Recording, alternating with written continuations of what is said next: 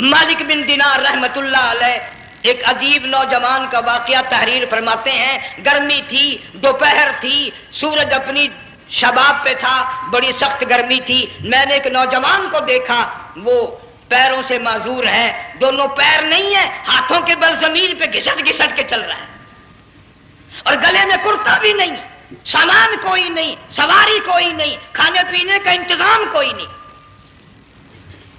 مالک بن دینار رحمت اللہ علیہ فرماتے ہیں میں نے اس نوجوان سے پوچھا کہ تو کہاں سے چلا اس حالت میں؟ کہنے لگا میں بلخ بخارے سے چلا ہوں. تجھے یوں ہی ہاتھوں کے بل گھسٹتے چلتے کتنا عرصہ گزر گیا؟ نوجوان کہنے لگا اللہ والے 7 برس ختم ہو کر 8واں لگ چکا ہے. اس حالت میں کہ جی ہاں اسی حالت میں. تیرا کھانا پینا؟ جوان کہنے لگا والذی هو یطعمنی ویسقین وَإِذَا مَرِضْتُ فَهُوَ يَشْفِينِ.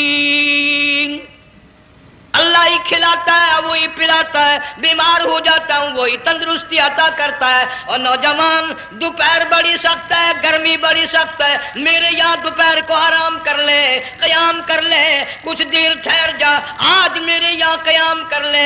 نوجوان رونے لگا اور کہنے لگا مالک بن دینار یہ 2-4 منٹ جو تیری ساتھ باتوں میں میرے خرچ ہو گئے، مجھے ان کا ہی بڑا دکھ ہے. میں اور اپنی اس معذوری میں ہاتھوں کے بل 2-4 گز گھسٹ کر اور اپنے رب کے قریب ہو جاتا. یہ جو تیری ساتھ بات کرنے میں تھوڑا سا وقت خرچ ہو گیا، مجھے اس کا ہی بڑا دکھ ہے. ارے تو تھک گیا ہوگا. جوان کہتا ہے تیرے دیوانے مگر چلنے سے رک سکتے نہیں، تیرے دیوانے مگر چلنے سے رک سکتے نہیں، پاؤں تھک جاتے ہیں دل ان کے کبھی تھکتے نہیں. میرے سامنے تھکنے کا نام نہ لو، میرے دل میں عشق کی آگ جلی ہوئی ہے، سوز و گداز کا سمندر طوفان برپا کر رہا ہے. میں نہیں تھکنا جانتا، میرے یہاں نیند کا سوال نہیں، آرام کا سوال نہیں، میں تو گھسٹ گھسٹ کر رب کے دربار میں حاضر ہوا چاہتا ہوں. پوچھا کہ جا کہاں رہے ہو؟ کہنے لگا بیت اللہ کی زیارت کے لیے چلا، روزے رسول اللہ صلی اللہ علیہ وسلم کی زیارت کے لیے چلا. کھانا پینا کچھ نہیں کہ نہیں، بس کہ منتظر ہوں اس گھڑی کا کہ کب وہ وقت آئے اور کب میں جا کر یوں کہوں کہ اے مدینے کی مہاجر سبز گنبد کے مکی، اے مدینے کے مہاجر سبز گنبد کی مکی، عرش ہے تیرے قدم کے فیض سے یہ سرزمین. کب وہ وقت آئے، کب میں مدینے کی گلیوں کو دیکھوں، کب آب و ہوا کو دیکھوں، کب مدینے کی بہاروں کو دیکھوں، کب گنبد خضرا پہ میری نگاہ پڑے، میرے دل کی تسلی ہو جائے. عاشق لوگ یوں ہی کیا کرتے ہیں. دیہات کی ایک عورت آئی رسول اکرم صلی اللہ علیہ وسلم کی وفات شریف کے بعد اور آ کے کہنے لگی بہن عائشہ رضی اللہ تعالیٰ عنہا میں نے سنا ہے سرکار کی وفات شریف ہو گئی، کیا کہاں دفن کیا کہ اس حجرے میں؟ کہنے لگی مجھے دروازہ کھول کر قبر کی زیارت تو کرا دے.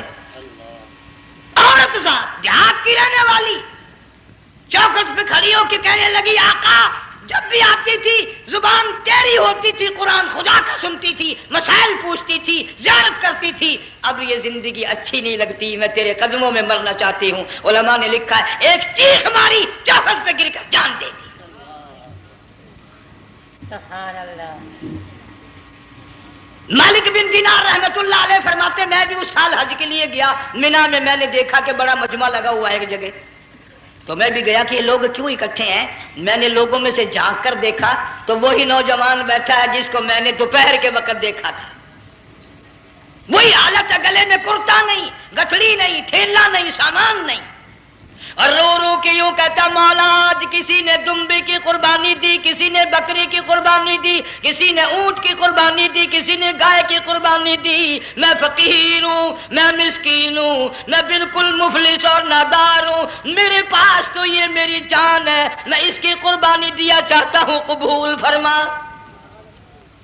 ہزاروں لاکھوں لوگوں کے سامنے ایک چیخ ماری اور مینا میں جان دے دی. اس ان اللہ والوں کا آخری وقت آتا ہے. ایک ہم لوگ مرتے ہیں ایکسیڈنٹوں میں، سڑکوں پہ، ادھر موت کا جھٹکا لگ رہا ہے، ادھر منہ میں کنجری کا گانا. ارشاد فرمایا مدنی کریم صلی اللہ تعالی علیہ وسلم نے سیاتی علی الناس زمان، اور لوگوں میری امت میں ایک وقت ایسا آئے گا لوگ اتنے برباد ہو جائیں گے، صبح کو آدمی مومن مسلمان ہوگا، شام کو موت آئی تو جنازہ کافر کا اٹھ رہا ہوگا. گھروں میں، محلوں میں آج موت آتی ہے، کنجری کا گانا منہ میں ہوتا ہے،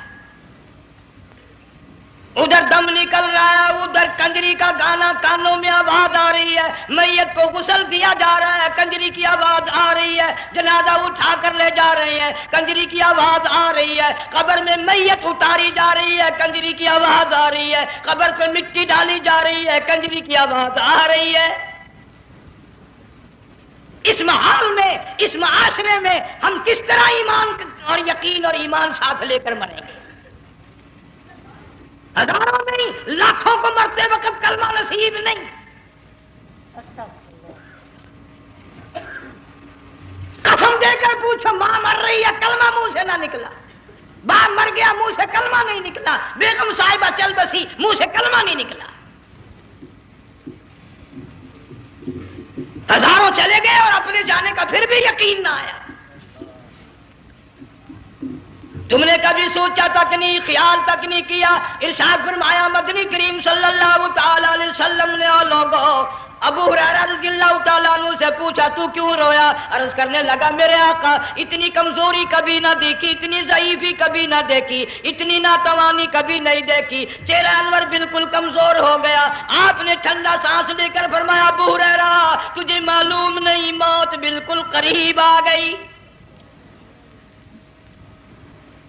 بالکل قریب آ گئی موت.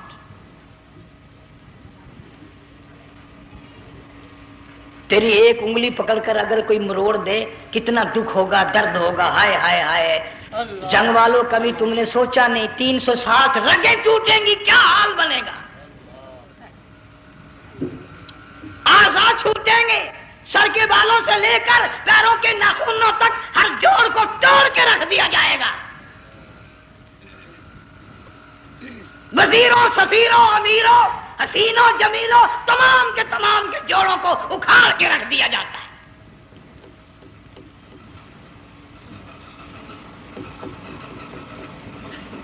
پروگرام تک نہیں مرد عورتوں کا کہ یہ دنیا کسی کی نہ بنی، قبر میں آخر جانا ہی جانا ہے.